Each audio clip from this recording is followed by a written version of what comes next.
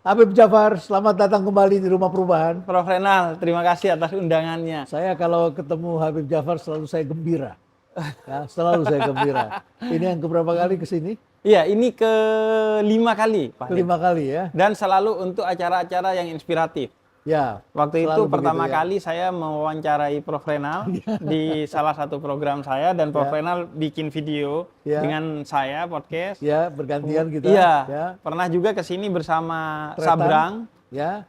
Kemudian Tretan Muslim Ya, Tretan untuk Muslim, terus kemudian ngisi dengan coach. seminar. Ya. Iya.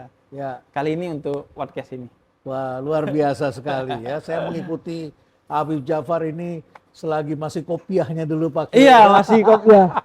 Yang dikebelakangin sedikit. Dikebelakangin sedikit ya. Dan teman-teman saya memberitahu saya ini Habib muda, ya, Iya. Habib muda dengan tema-tema yang menarik perhatian. Nah, Betul. kali ini kita berada dalam dunia yang mengalami turbulensi katanya ya. Iya. Turbulensi ekonomi, banyak hal baru, ada perubahan geopolitik, perubahan pandemi, kemudian juga macam-macam secara ekonomi ya. Bib, kita ngomong sedikit lebih serius. Wajah Anda kelihatannya sudah langsung serius.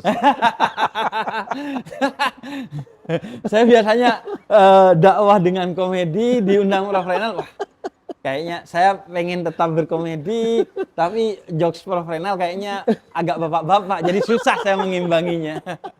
Jangan berubah, be yourself. Be yourself ya. Soalnya ini rumah perubahan kan, Bro. Perubahan. Walaupun saya mengajak Anda berubah, tetapi saya justru harus berubah. Bib, apa yang terjadi belakangan ini dalam kehidupan Bib? Ada masalah, banyak orang yang bilang sekarang mengalami stres. Iya. Ada dokter-dokter muda, dokter ya, Iya. yang mengatakan di program pendidikan dokter spesialis akan mengakhiri hidupnya karena Iya. sekolah berat. Iya. Kemudian ada orang yang merasa ekonominya terganggu, bahkan ada keluarga yang bunuh diri bersama-sama. Betul. Terjadi pembunuhan ya terhadap perempuan-perempuan muda, dikoperin, dikarungin dan sebagainya. Betul. Ya. Terus kemudian juga ramai juga nih yang lain yang lebih serius. Iya. Starlink itu juga ramai ya. Starling, Warung Madura. Warung Madura. Starlink itu Starbucks Clinic maksudnya. Iya, Starbucks keliling. ya. Jadi orang Indonesia masih di tahap sebagian itu boykot, Ya. kita sudah melawan. Kita sudah mengimbangi orang Ya. Madura itu. Orang Madura mengimbangi, iya, ya. karena saya Madura swasta, Prof. Oh, ada Madura yang Jadi saya orang Jawa Timur, Ya. dari satu kabupaten namanya Bondowoso, hampir ujung Jawa Ya. Timur. itu banyak Maduranya di sana Nah, tuh. Ya. mereka itu kultur Ya. Madura, bahasa dan budayanya itu Madura. Ya. Yang Jawa itu biasanya dua orang, dua kelompok. Ya. Pertama PNS, Ya. yang kedua orang kaya. Anda masuk yang mana? Saya Santri. masuk yang Madura, saya yang santri. Santri. Saya santri. Ya. Saya bahkan tidak pernah sekolah selain agama. Saya dari TK Islam, Ya. SD saya SD Islam, Ya. kemudian saya lanjut nyantri, Ya. kemudian S1 saya di bidang akidah dan filsafat, dan S2 saya di bidang tafsir Quran dan hadis. Tapi kan ada selama belajar agama juga belajar dong tentang filsafat. Iya, saya kuliah filsafat, akidah Belajar dan ya? filsafat. Filsafat. Kemudian saya belajar hal-hal yang dibutuhkan Ya. untuk dakwah saya, Ya. khususnya untuk membuat saya tetap relevan dengan zaman. Karena dalam Islam kita meyakini al-Islamu atau Al-Qur'anu Ya. solihun likulli zaman. Al-Quran dan Islam itu harus selalu relevan dengan setiap zaman dan fikul limakan, setiap tempat. Jadi saya belajar, makanya saya belajar berkomedi, Prof. Saya belajar komedi secara otodidak. Ya. Kemudian saya juga belajar public speaking, sehingga kemudian itu saya gunakan untuk menunjang bukan kontennya, tapi delivery dakwahnya. Agar bisa lebih diterima oleh banyak kalangan. Karena ada satu disertasi dari Prof. Ismail Fajri Alatas. Ini kita mulai serius nih bicara Nah, iya. S3 Sama ini. profesor kita ngutipnya profesor juga kita. Gantian, Anda lebih serius. Silakan. Jadi ada satu riset yang menyebutkan bahwa seorang tokoh agama itu bukan hanya harus pandai secara tekstual, Ya. tapi juga cakap secara kontekstual agar dia bisa mengelola dalam tanda petik umat secara baik.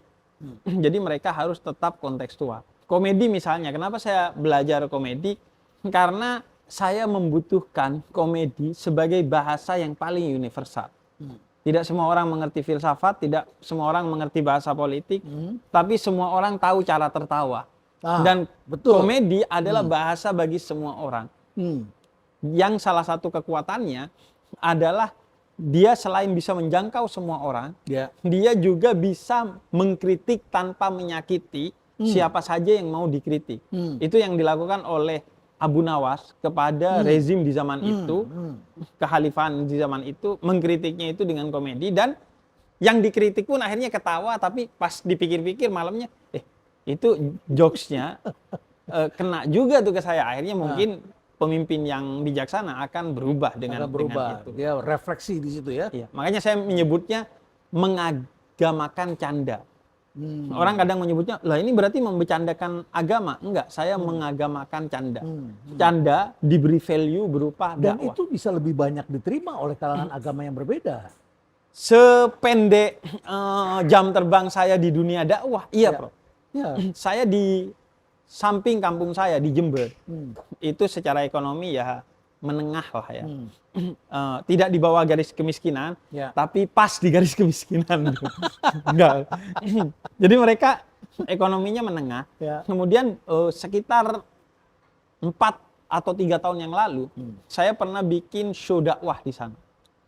Di satu hall terbesar di sana. Dan melibatkan komedian, dan saya terbesar juga itu ada 1.000 orang, 10.000 orang, 3.000 orang. 3.000 orang, 3.000 besar. Untuk besar. Sebuah kota seperti itu. Iya. Kemudian saya bikin show dakwah sebenarnya selama kurang lebih 4 sampai 5 jam, Bro.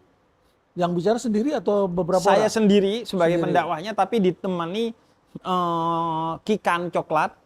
Kikan. Untuk musik, kemudian ditemani beberapa komedian, diantaranya Muslim, Coki, kemudian Uus dan lain sebagainya. Nah, ini papan atas semua. Papan atas semua.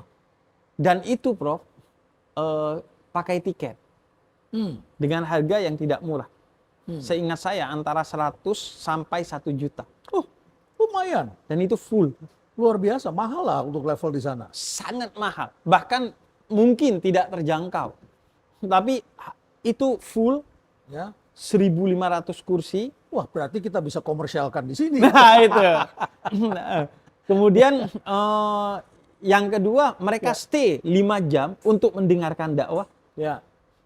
Dan juga yang hadir mayoritas, kalau saya tidak mau bilang semua, adalah anak muda. Enggak, anak muda. Anak muda. Termasuk non-muslim, banyak sekali. Maksud saya itu yang memburu takjil kemarin. Gitu. Non-muslim juga. Bedanya cuma non-muslim masuk, ketika keluar dia langsung login tuh. Karena ada boot login-nya. Apa maksudnya login mereka di situ? Jadi, enggak, saya punya program YouTube setiap YouTube bulan Ramadan itu login. Login itu dakwah toleransi. Agar bulan Ramadan tidak hanya diisi dengan tontonan-tontonan yang Islam, tapi tontonan-tontonan yang Islami. Islami itu artinya sifat. Sifat Islam itu rahmatan lil alamin. Kesempurnaannya bisa dirasakan oleh semua orang sebagai way of life. Itulah yang kita hadirkan, sehingga tontonan itu bernilai tuntunan bagi semua agama. Saya menghadirkan tokoh semua agama di Indonesia. Mau pendeta, Romo, Bante, siapapun kita hadirkan. Bahkan kalau ada yang penyembah kopi, kita hadirkan ke penyembah kopi itu. Sayangnya nggak ada. Bahkan saya pernah ngobrol dengan penyembah iblis, Bro. Satanik gitu. Bukannya Mongol ya? Mongol, betul. Wah, Prof mainnya jauh juga ya. Kalau yang lucu-lucu saya mungkin tahu sedikit lah. Betul. Jadi itu menunjukkan bahwa komedi sebagai platform delivery terhadap satu pesan itu penting sekali. Dan yang paling saya sukai karena dengan begitu saya bukan hanya memberikan pesan, tapi juga meneteskan kesan. Meneteskan? Kesan. Itu yang terpenting. Karena pesan itu mungkin mudah dilupakan. Kadang kita dengar ceramah sekarang, pulang-pulang lupa. Tapi dengan kesan yang lucu, itu akan stay di kepala kita, syukur-syukur ke hati kita. Ini kalau menjelaskan kenapa perusahaan mendatangkan motivator, jawabannya adalah motivator itu hanya sesaat, tidak berkesan. Tetapi kalau dia punya self disiplin, punya disiplin, itu akan melesat. Nah, itu jadi dia. yang kesan itu adalah kalau orang mempunyai sesuatu yang ada dalam jiwanya, kurang lebih begitu ya. Betul, menetes dalam jiwa betul. mereka. Makanya saya jadi Habib Industri. Ya. Siapa tahu perusahaan-perusahaan butuh satu motivasi yang bisa berkesan. Oke.